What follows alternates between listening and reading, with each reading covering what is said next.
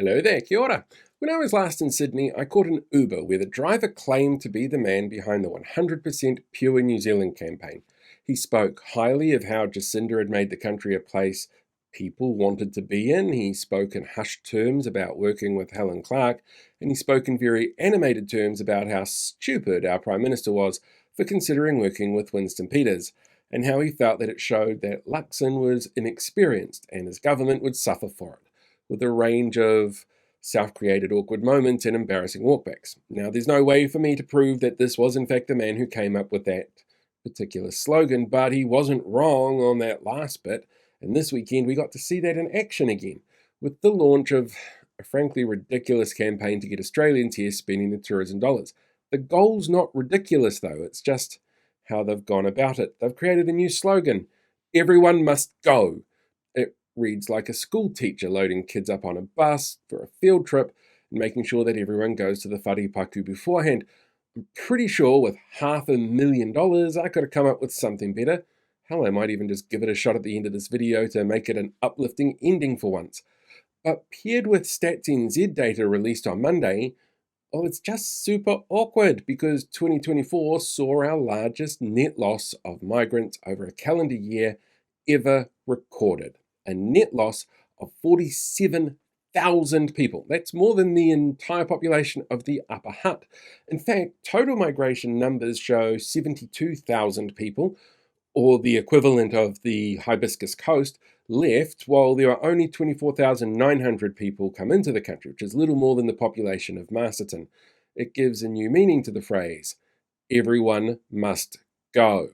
Now, it should be noted that historic tracking on data migration flow is heavily skewed because of, COVID-19. And at the height of the pandemic, people were moving all around, and then there were some people who couldn't get in. So it's not exactly like comparing apples with apples in the numbers of arrivals and departures. So in 2023, for example, we actually saw a massive net migration gain of 128,000 people on the back of pandemic experiences.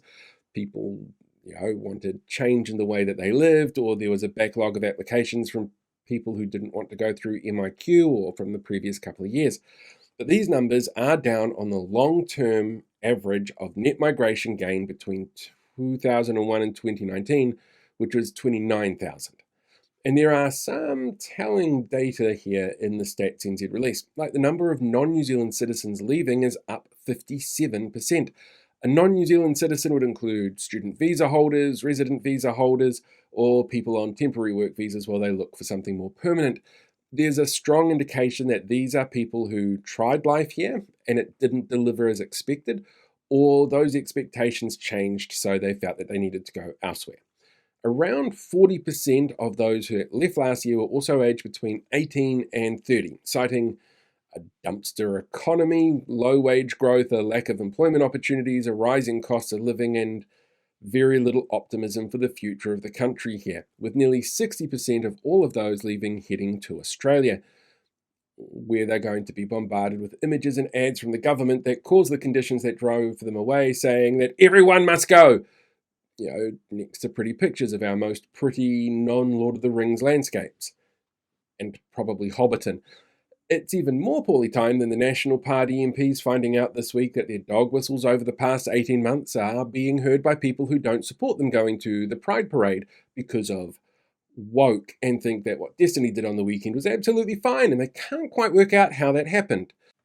Sorry, quick footnote that I'm going to put in here. What actually happened was there was a whole bunch of dog whistles during the election campaign, and the susceptibility of certain groups to disinformation and the way that they lack critical thinking skills that heard those dog whistles and expected you to agree with everything that they thought because you shared those dog whistles with racists, homophobic, misogynistic attention seekers to win their votes. According to the screeds of academic research on the topic that we tried to warn you about during the election when you stood on stage and said, I believe in one person, one vote when it comes to co-governance. Wink, wink, nudge, nudge. Sorry, I digress.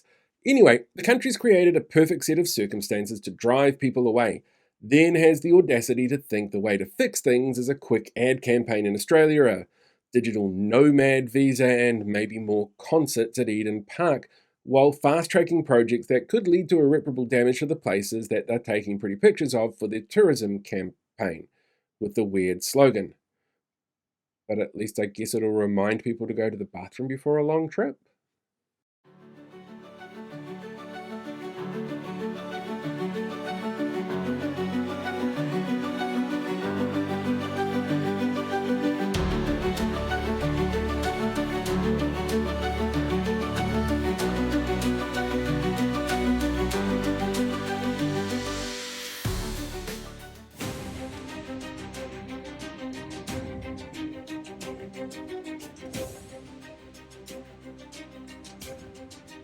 Hey, thanks for checking out today's video. Make sure you like, share, subscribe so you get more updates as we go along. We deal with these guys for the rest of the year.